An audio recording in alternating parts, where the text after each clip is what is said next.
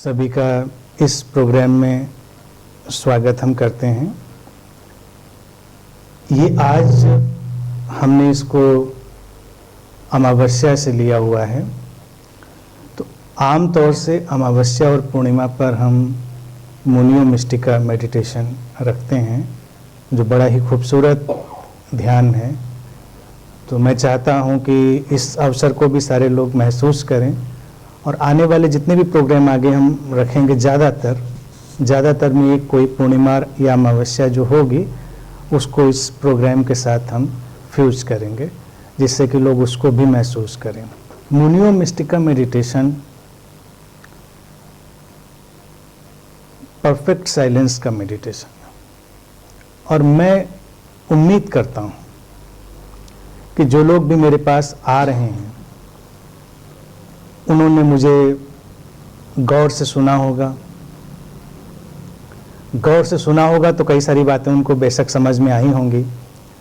तो मैं already assume कर लेता हूं कि मैच्योर सीकर हैं, जो सीकर्स हैं वो मैच्योर हैं। तो मैं उसी पेडिस्टल से ही सारी बात करूंगा। बाकी मैच्योरिटी जब आप लोग बात करेंगे तो अपनी निकाल के ला सकते हैं, उससे कोई अंतर नहीं पड़ता। लेकिन मेरा जो काम होगा वो ये मानकर होगा हाइपोथेटिकली कि हम मैच्योर लोगों से डील कर रहे हैं। तो इसीलिए ये शुरुआत जो है ये इस बार और आगे भी हमेशा में कोशिश रहेगी कि ऐसे ही ओकेजन से हो कि जब आप परफेक्ट साइलेंस को फील करें। क्योंकि जब बात मेडिटेशन की आती है तो ये जो परफेक्ट साइलेंस का जोन है वही अल्टीमेट मेडिटेशन है। कोई क्रिया, कोई विधि, कोई तरीका वो मेडिटेशन नहीं है। जो लोग कर चुके हैं, कर कर के चीज़ों को देख चुके हैं, वो इसको जान चुके होते हैं। जो अभी करने में बहुत रुचि ले रहे होते हैं उनको लगता है कि नहीं, करना बहुत ज़रूरी है और करने की अपनी वैल्यू है। आप हमेशा ध्यान रखें, करने की वैल्यू को मैं हमेशा ये नहीं कहता हूँ कोई वैल्यू नहीं है, but doing happens. First and foremost thing is your being, और ये है हमारी बीइंग से कनेक्ट होने का एक ढंग, जिसमें हम पूरी तरह साइलेंस में आएंगे। और साइलेंस से इंटरेक्ट करना, मूव करना सबसे खूबसूरत अनुभवों में से होता है। और अगर कोई अभी उतना मैच्योर नहीं तो उसके लिए डिफ़िकल्ट भी होता है। मुनियो मिस्टिका ऑलमोस्ट हम लोग 2-2.5 घंटे का रखते हैं। आ चुके हम थोड़ी बातचीत भी कर रहे हैं। आप लोग पहली बार आए इसलिए थोड़ा सा टाइम उसमें से हम कम करेंगे और फिर अभी 2 दिन तो वो सारा टाइम रहेगा ही।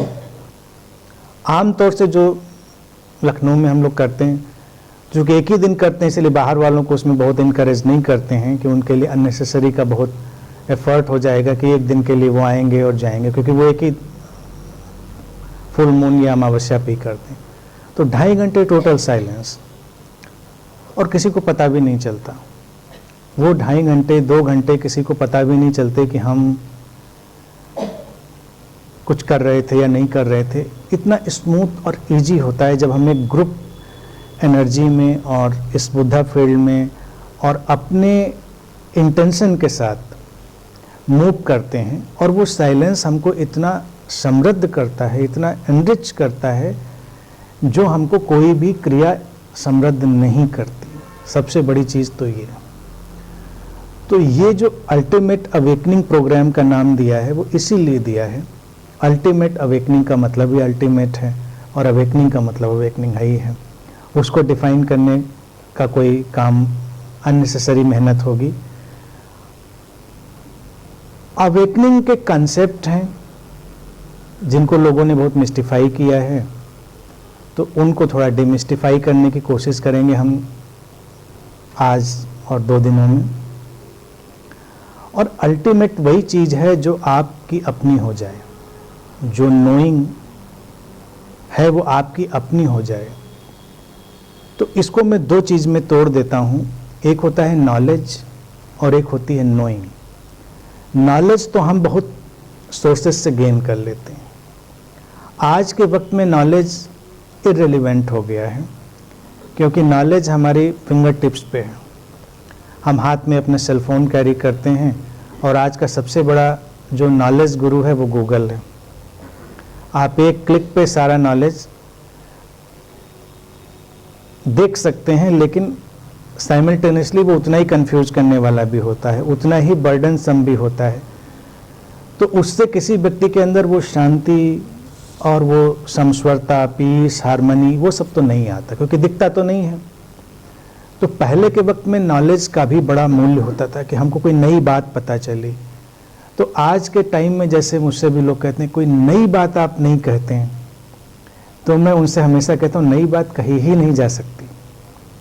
नई बात किसी ने कभी कही ही नहीं। पहले के वक्त में चूंकि आपके पास इंफॉर्मेशन के रिसोर्सेज कम थे, तो अगर कहीं कोई बात बोलता है और आपको अदर सोर्सेज का पता नहीं है तो आपको लगेगा ये नई बात है। आज चूंकि हमको सारे रिसोर्सेज पता हैं तो हमको लगेगा कि नई बात नहीं है, लेकिन नया ढंग हमेशा होता है। और यहीं पर जो है विभाजन पैदा होता है, नॉलेज एंड नोइंग।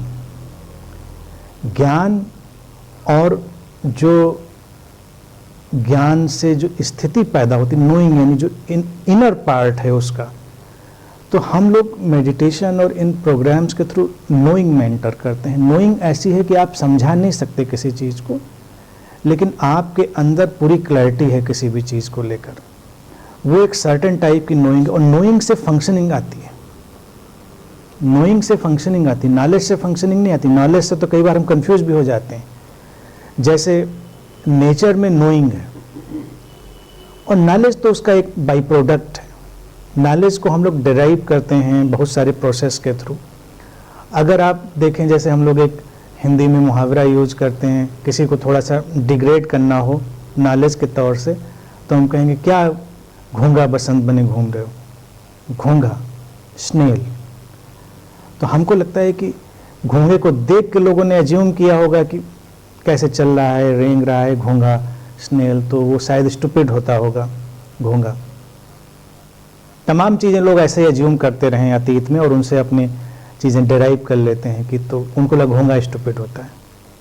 अब घोंगा क्या सचमुच में स्टूपिड होता है?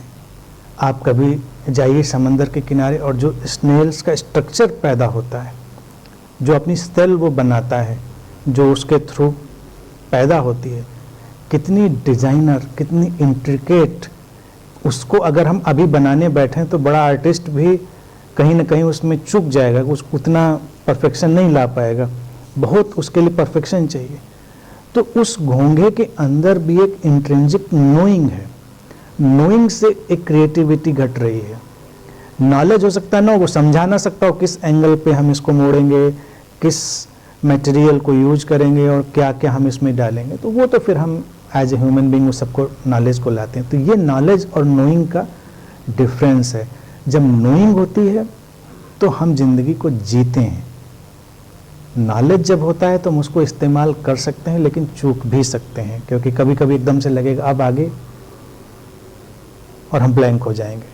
लेकिन नोइंग कभी ब्लैंक नहीं होती। जैसे इसीलिए अध्यात्म में हम प्रेम को भी बहुत बड़ा मूल्य देते हैं। क्यों? क्योंकि प्रेम की अपनी एक नोइंग है, इंट्रिंसिक नोइंग है, उसकी अपनी एक क्रिएटिविटी है, उसका अपना एक डिफ़ॉल्ट विजडम का प्रोग्राम है।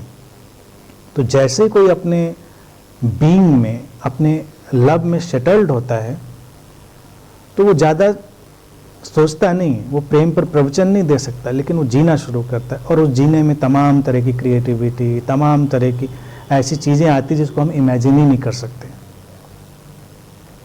तो ये सब चीज़ें, इसी तरह से मेडिटेशन को मैं आजकल रिप्लेस करता हूँ वर्ड मेडिटेटिवनेस से, क्योंकि मेडिटेशन थोड़ा इतना ज़्यादा हो गया है कि हर आदमी तो मेडिटेशन कर रहे हैं, मेडिटेशन कर रहे हैं। मतलब क्या कर रहे हैं भाई? What are you doing in the name of meditation? Now we need meditativeness, not meditation. Meditativeness है उसका एसेंस। एसेंस किसी भी चीज़ पर बेस्ड नहीं है, एसेंस किसी क्रिया पर बेस्ड नहीं है, एसेंस अब मान लीजिए एसेंस है, अब एसेंस को आप कैसे डिराइव करते हैं ये तो अपनी अपनी टेक्नोलॉजी पे डिपेंड करता है। ये तो है नहीं कि उसी मेथड से, उसी टेक्नोलॉजी से आप जाएंगे। तो अब जैसे जैसे हमारी टेक्नोलॉजी एडवांस होती जाएगी वैसे वैसे उस एसेंस को निकालने के तरीके आगे चलते जाएंगे। और मेडिटेटिवनेस को निकालने के लिए जो एक क्रीम है, नोइंग उसका एक पहला प्लेटफॉर्म है। जैसे हम नॉलेज से नोइंग में आते हैं, हम मेडिटेशन से मेडिटेटिवनेस में आ जाते हैं। अभी थोड़ा डिफ़िकल्ट भले लग रहा हो इस बात को समझने में, अगले 2 दिन में हम लोग इसी बात को समझेंगे कि क्या है। बहुत जिज्ञासाएं लोगों के अंदर, बहुत सारे प्रश्न होते हैं, उनको हम लोग सेटल करेंगे, सॉल्व करेंगे, बात करेंगे और फिर उसी जोन में एंटर करेंगे। तो इस सारे प्रोग्राम का जो सेंट्रल आइडिया है वो यही है, from knowledge to knowing, from meditation to meditativeness, और रिलैक्स होकर एंजॉय करेंगे सारी चीज़ को। किसी भी चीज़ को सीरियस नहीं लेंगे। अगर आप सीरियस लेंगे तो चूक जाएंगे। लाइट रहेंगे। और ऑब्वियसली साइलेंस की बात जब मैं उठा रहा तो साइलेंस का जितना उपयोग है उतना उपयोग करेंगे। और इसलिए करेंगे, देखिए जब मैं रिलैक्स कहता हूँ तो इसके भी 2 पार्ट हैं। जब कहता हूँ सीरियस ना लें तो उसके पीछे एक बात है, सिंसियरली तो लेंगे, सीरियसली नहीं लेंगे लेकिन सिंसियरली लेंगे। जो लोग बाहर से आए हैं उन पर ये बात ज़्यादा लागू होती है कि जब आप इतनी दूर से इतनी मेहनत करके आते हैं, आपके पास टाइम कम होता है, आप डिफ़िकल्टीज़ के साथ आए होते हैं और आपके पास उतना कम टाइम है, तो उस पूरे टाइम का हमको उपयोग कर लेना होता है। हम पूरे फोकस्ड होकर उस टाइम का उपयोग हम लोग करेंगे। तो नो गॉसिपिंग, इधर उधर की बहुत सारी बातों की कोई ज़रूरत नहीं, उसके लिए तो आगे पीछे सारा टाइम है ही है चीज़ों की। हम अपने ऊपर फोकस्ड रहेंगे, अपनी मेडिटेटिवनेस पे फोकस्ड रहेंगे और जितना संभव होगा साइलेंस को मेंटेन करेंगे। और अगर बात करें भी तो उसी रिद्म, उसी सिंक में बात करें जिससे आपकी वो चीज़ हाईलाइट हो। क्योंकि अगर हम कैजुअल लेते हैं तो कैजुअल में कैजुअल चीज़ें हो जाएंगी और चीज़ें इतनी डिफ़िकल्ट भी नहीं होती। जब मैं कहता हूँ अल्टीमेट, तो हो सकता है कि हमारे 2 दिन ख़त्म हो, वो अल्टीमेट हमारे साथ हो, क्योंकि वो है तो इतना ईजी। लेकिन अगर हम उसको सोचें कि नहीं फिर अभी नेक्स्ट वर्कशॉप, फिर यहाँ की नहीं कोई और वर्कशॉप, लिस्ट में कई लोगों के 4-6 पहले से होती हैं, तो वहाँ से नहीं यहाँ से, तो फिर हमारा माइंड जो है वो फ्यूचर में भागता चला जाएगा। और अभी उसको हमें प्रेजेंट में लाना है कि अभी कंप्लीटली वो चीज़ आएगी और वो किसी सिस्टम, किसी डिवाइस पर बेस्ड नहीं होती है, इसलिए वो कभी भी हो सकती है। एक तो ये चीज़, तो अपने इस प्रवास का पूरा सदुपयोग करेंगे, ठीक है। और अभी जो हम लोग एंटर करेंगे उसको भी एंजॉय करेंगे। फिर कल से हम लोग और डीपली साइलेंस, कुछ एक्सपेरिमेंट और कन्वर्सेशन। और एक बात और मैं कहूँ, जब आप लोग कभी बात करने के लिए इंटरेस्ट रखते हैं तो फोकस्ड नहीं हो पाते हैं और बात अपनी नहीं रख पाते हैं। तो अगर सचमुच में कोई बात करनी है, पूछनी है, तो उसको संभव हो तो लिख लें।